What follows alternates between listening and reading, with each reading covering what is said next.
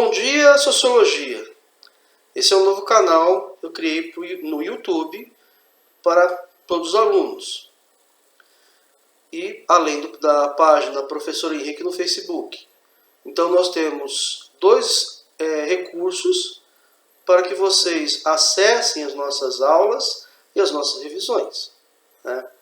Este vídeo vai para o terceiro ano, revisão de terceiro ano. Vocês viram que na última prova nós tratamos da economia e agora a globalização. A economia é fundamental para a gente entender o processo de globalização.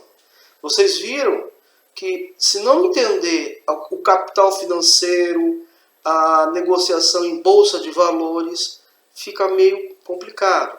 Se não entender aquela discussão sobre a lei de vantagens comparativas e a lei da oferta e procura, vai ser difícil avançar um pouco mais. Então vamos lá. Primeiro, o que é globalização?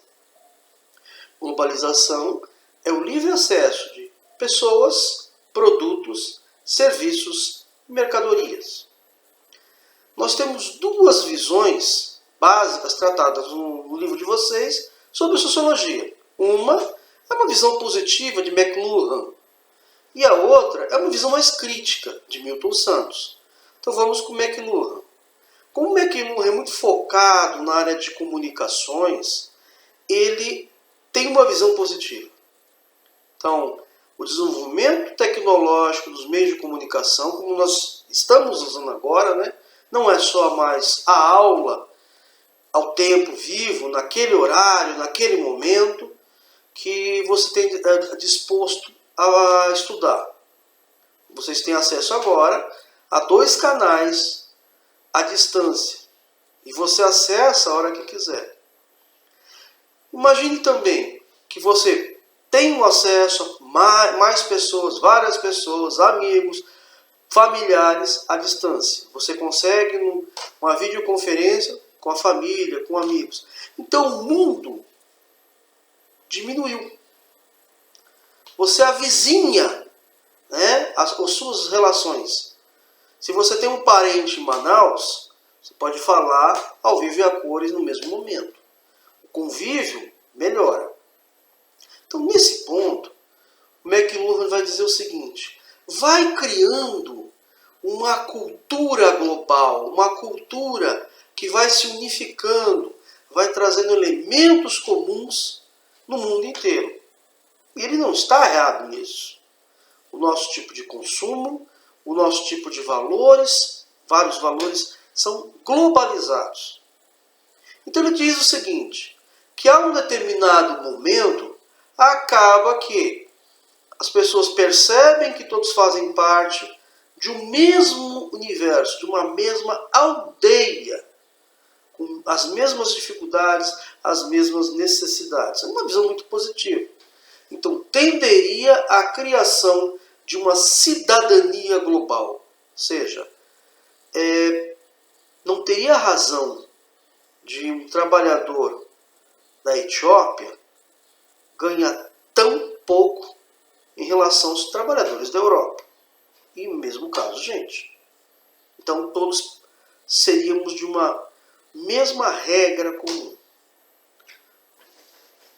É realmente um sonho. Se todos têm um padrão de vida bom, ótimo. Mas se você pensar por outro lado também, imagine que as relações piorem. E todo mundo da Europa, Estados Unidos, começa a caminhar para a Etiópia. Os trabalhadores de lá começam a piorar a sua situação, começam a piorar a sua relação de capital-trabalho. Então, aí é o inferno. Nós não temos nem para onde fugir, nem para onde caminhar. Então, fato, os meios de comunicação diminuem espaço, aumentam a interação, e vão criando uma cultura global. E aí é que entra Milton Santos. Milton Santos diz o seguinte: não existe uma globalização isenta. Tem gente mexendo nisso. E gente muito poderosa. são as megacorporações, que têm interesse em um tipo de globalização que vai usar do que nós já tratamos na última prova, a lei das vantagens comparativas. Eu vou explorar a mão de obra mais barata, vou buscar recursos minerais em um local onde é mais barato e vou trazer tecnologias de um outro lugar. Esse fenômeno da globalização é chamado fábrica global.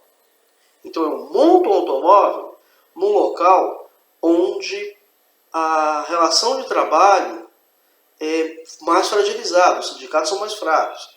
Eu vou trazer recursos minerais daquele país que depende só daquele comércio e o valor é mais baixo. E a tecnologia também nos locais mais baratos, que é o caso de China, Malásia, Indonésia, Taiwan. Tudo isso se junta para diminuir o preço. Então, o que nós vemos é que as megacorporações estão buscando aumentar o seu lucro, piorando as relações com as pessoas. Então, ele aponta isso, que os principais atores globais dão essa direção. Dão a direção de piorar as relações de trabalho. Mas nem tudo nas relações sociais são um caminho inequívoco daqueles poderosos. Muitas vezes eles querem dizer que só tem esse caminho. Mas gradativamente nós vamos vendo alternativas, nós vamos vendo soluções criativas ou combativas. Do mesmo momento que se criou o Fórum Econômico Mundial, que era para agregar o expertise, o conhecimento, as estratégias e táticas das grandes corporações, criou-se o Fórum Social Mundial, com sindicatos, movimentos sociais que se contrapõem aos interesses das megacorporações e buscam uma relação de capital-trabalho mais equilibrada. Então, assim, isso é um tipo de globalização que se sonha. Todos nós queremos uma visão de uma globalização que permita uma relação de trabalho melhor, que permita uma diversidade cultural, não uma uniformidade cultural. Não precisamos só ouvir música norte-americana. Nós temos uma profusão cultural de músicas e artes, danças, de todo tipo. Tem dado um sinal positivo, por exemplo, na área de artes, Netflix, como eu falei para vocês. Netflix começa a apresentar filmes, seriados de diversos países. Existe uma uniformidade de padrões estéticos que caminham quase na mesma direção. Você não consegue ver as diferenças, não, só se você vê a língua, uma abordagem, mas tem uma uniformidade, mas começa a ter alguma diversidade. E há uma luta para ampliar esse tipo de diversidade. Veja que vocês não conhecem toda a nossa cultura, nós conhecemos mais a cultura do exterior do que a própria cultura nacional. A maioria de vocês nunca tinha ouvido falar no Boi Bumbá, uma festa forte, quase que um carnaval na cidade de Parintins, e como tantos outros eventos culturais que nós temos. Então nós desvalorizamos o que é nosso para valorizar o que é de fora. Isso tem um sentido. Tem um sentido mercadológico para ampliar as vendas globais. Porque os regionais sairiam da esfera de uma grande megacorporação cultural. Então nada é à toa, é bem pensadinho para se buscar ampliar os lucros. Mas e Fórum Social Mundial só tem essa solução? Não. Eu mostrei para vocês em aula, eu quero que vocês retomem o manifesto do Bernie Sanders, que montou com outras lideranças um posicionamento chamado internacional progressista, que questiona essas relações de exploração extrema que as megacorporações estão colocando nos seus países e nos países em desenvolvimento. Tá? Soluções como o BRICS, Brasil, Rússia, Índia, China e África do Sul, são soluções regionalizadas que buscam uma melhor negociação dos países em desenvolvimento. Tá? Mas existe um outro fator que é fundamental, e é o papel da sociologia mostrar isso. Como diria Weber, as ações sociais alteram as relações sociais. Nós não somos simplesmente um peãozinho rodando por um jogo já pré-determinado. Nós temos consciência e nós somos agentes dos nossos próprios destinos. Então, agir, refletir sobre essa ação, pensar antes de agir, são motivações que nós temos que ter. Reconhecer como funciona essa sociedade para pensar em que tipo de ações nós vamos tomar. Né? As ações podem ser me ajustar nessa relação de globalização, então eu vou buscar empregabilidade, buscar alternativas como cooperativa, buscar questionar o que está de errado para agrupar mais pessoas e tensionar para uma mudança. Tudo isso é fruto da organização social. Então a sociologia é essa percepção, né? Como isso vai ser dado. Todos nós construímos a nossa própria história. Né? E isso tem provado. Está sendo provado sempre. Né? Então, a globalização caminha nessa direção. O que vocês têm que perceber nessa discussão da prova? Bom, as novas tecnologias diminuem o tamanho do mundo.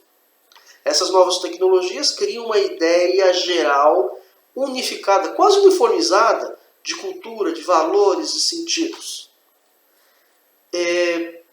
Há respostas a uma exploração que é colocada pelas megacorporações. Fórum Social Mundial, a Organização Internacional desse manifesto da Internacional Progressista, né? O retorno de alguns países que saem do neoliberalismo e vão para uma linha mais social-democrata ou democracia social, que questiona essa definição do mercado na política, que a política deve ser feita pelas pessoas, democraticamente, construindo seus interesses e suas necessidades, e os representantes do povo serem realmente representantes do povo, e não representantes apenas das megacorporações e seus interesses de lucro. Tá? Essa aprendizagem é fantástica para a vida de vocês, não só para vestibular. E isso também está sendo apontado nos vestibulares, né? Dessa percepção crítica da globalização, da sociologia.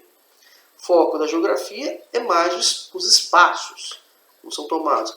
E tem posição crítica. Já Milton Santos é um geógrafo extremamente crítico à globalização. Ele não é contra a globalização. Ele questiona esta globalização. Por isso que no livro de vocês está: uma outra globalização é possível? É um questionamento que a gente tem que se fazer. Uma vida melhor é possível? Eu tenho certeza que vocês estão nessa de eu quero uma vida melhor, porque estão estudando. Todos vocês querem algo melhor. Então, a perspectiva de mudança é que nos motiva a mudar, a transformar a nossa própria realidade, a realidade no entorno da gente, né? Independente do que vai ser feito. As estratégias são muito variadas, desde o individual ao coletivo local, a uma atividade global, como é a Internacional Progressista, né? Então, é esse o caminho. Espero que tenha ajudado. Mandem o retorno, coloquem questionamentos. Qualquer coisa, fazemos outro vídeo para o terceiro ano para tirar essas dúvidas. Gente, inscreve nesse canal aí para a gente ter um contato. Diz que tem que colocar o sininho para que vocês saibam quando tem um vídeo novo. Tudo bem? Então vamos lá, se preparem para a prova. Não é só esse vídeo. Leiam o livro, vejam as anotações de caderno para desenvolver melhor, né? Vamos lá, gente. Até mais.